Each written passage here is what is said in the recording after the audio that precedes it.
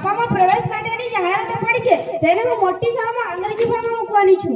એ પણ તને ખબર છે એ માટે તો લાંબી લાઈનમાં ઊભા રહેવું પડે અને પેલું શું કહેવાય ડોનેશન એટલે કે થેલી ભરીને રૂપિયા આપવા પડે.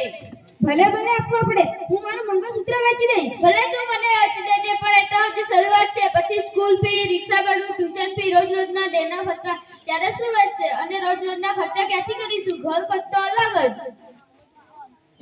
સોનું પપ્પા હું તો વાનમાં બેસીને સ્કૂલમાં જવાની રમવાની ને મસ્તી પણ કરવાની.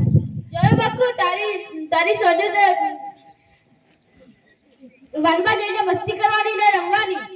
એ તો કરવાનો જ ને. જો બકુ, મારી વાત સાંભળ. એને રમવું છે ને, એને મસ્તી કરવી છે ને, પછી તો એને ફળિયામાં જવા દે ને. એ 5 વર્ષની થશે એટલે સરકારી શાળાના શિક્ષકો આવશે ને એને દાખલ કરશે. હા, મેં તો સાંભળ્યું છે શાળામાં કઈ ઉજવણી પણ કરે છે. હા, તો પ્રશિક્ષક ઉજવે છે, એ પણ પાછા ધામધૂમથી. તો પછી આપણે પણ જઈશું ને? ચોક્કસ જઈશું. જો હવે તો શાળામાં દફતર, પેન, પાટી, ચોપડા પણ આપે છે અને સાથે સાથે શિષ્યવૃત્તિના રૂપિયા પણ આપે છે. તો આપણે તો એક પૈસાનો પણ ખર્ચ નહીં.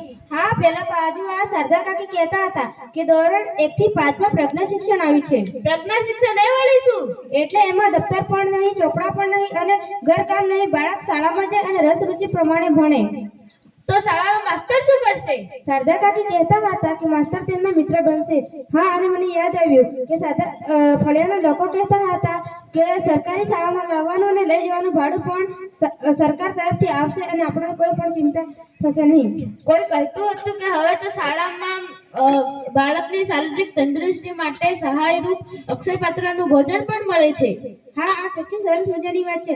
હવે રોજ મારે નાસ્તાનું ટેન્શન તો નહીં થાય. બસ હવે નક્કી થઈ ગયું ને? હા, નક્કી થઈ ગયું કે હું મારા સોમુને સરકારી શાળામાં જ ભણાવીશ. જો નરેન્દ્રભાઈ મોદી, અબ્દુલ કલામ, લાલ બહાદુર શાસ્ત્રી પણ સરકારી શાળામાં જ ભણ્યા હતા ને? હાસ તો વળી. માંડી મને મેળવા હાલ, મારે નિશાળે જવું જ છે. ચાલ સોનુ, આવો બેન. આજે આ તરફ બેસો. હા, જુઓ ને, તમારું સમૂહ છેલ્લા 1 અઠવાડિયાથી સારા નથી આવતો. શું થયું છે? બીમાર છે? બીમાર તો નથી પણ બેન શું? બેન, તમને તો ખબર છે એમના પિતાજી આ દુનિયામાં નથી રહ્યા, દેવ થઈ ગયા છે. હા, એ તો ખબર છે, પણ રહેવાનો તો ખાસો દેવ થઈ ગયો. હમણાં કેમ ચાય નથી મોકલતા? બેન, આ મોંઘવારીમાં મારે ઘર કેમ ચલાવવું? મેં એની ચાની દુકાને વળગાવ્યો છે. શું કહ્યું? ચાની દુકાને? જો બેન, સમૂહ હજુ ઘણો નાનો છે, બહુ જ નાનો છે. એ તો બાળમજૂરી કરાવી કહેવાય. આપણા કાયદાની દૃષ્ટિએ ગુનામાં છે અને સજાની જોગવાઈ કરી છે. બેન, મારું પણ મન માનતું નથી, પણ મારી પાસે બીજો કોઈ રસ્તો નતો. જો બેન, સમૂહ ભણવામાં હોશિયાર છે, એને શિક્ષણ ના છોડો, એને ફરીથી શાળા આવવા દો. આખી જિંદગી મજૂરી કરશે તો કેટલું કમાશે? એના કરતા ભણીને કંઈક બનશે તો તમારી ગરીબી દૂર થશે. બેન, તમારી વાત સાવ સાચી છે. તો કાલથી સમૂહને શાળા મોકલો. 2-4 વર્ષ 10 પાસ થઈ જશે, પછી ITI કે ડિપ્લોમા કોર્સ કરી સારી નોકરી ધંધો કરી સારા પૈસા કમાશે અને તમારા સારા દિવસ આવશે. બેન, તમે તો મારી આંખ ઉગાડી નાખી. હું સમૂહને કાલથી શાળામાં મોકલીશ.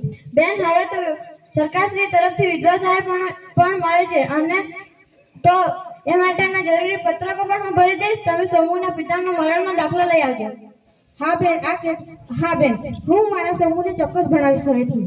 સારું, અસ્તુ જય હિન્દ, જય ભારત.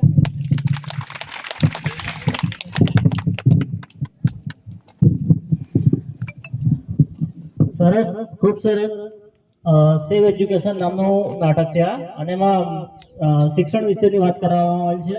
અનિયમિત બાળક વધારે પડતું રહે તો કેવી હાલત થાય, શાળામાં ના આવે તો એ બધી બાબતો આની અંદર વણી લેવાનું છે. અને બીજું કે સરકારી શાળા દ્વારા જે યોજનાઓ છે એની પણ આની અંદર વિદ્યાર્થીઓના નાટક દ્વારા આપણને રજૂ કરી છે.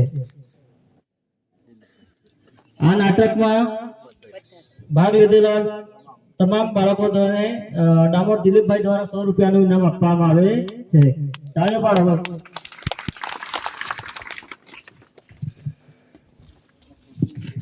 અહીંયા ગુરુજી તરફથી, ભવલ સાહેબ તરફથી સમગ્ર પ્રોગ્રામને 200 રૂપિયાનું ઇનામ જાહેર કરે છે. ધન્યવાદ.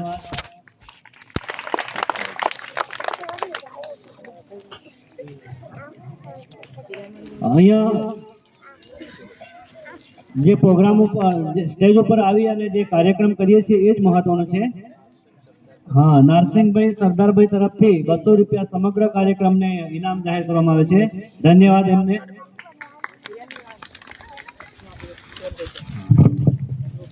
ઈશ્વરભાઈ સોમાભાઈ તરફથી